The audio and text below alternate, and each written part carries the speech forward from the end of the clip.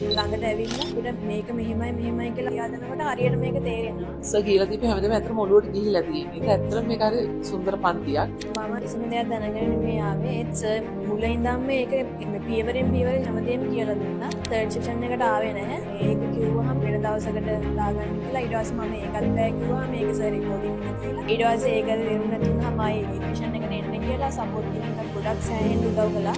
Sir ළඟට ඇවිල්ලා මේක මෙහෙමයි කියලා කියා දෙනකොට හරියට මේක තේරෙනවා. ඇත්තටම thank you sir. දැන් සාමාන්‍ය මට්ටමකට දැන් ඇවිල්ලා තියෙනවා.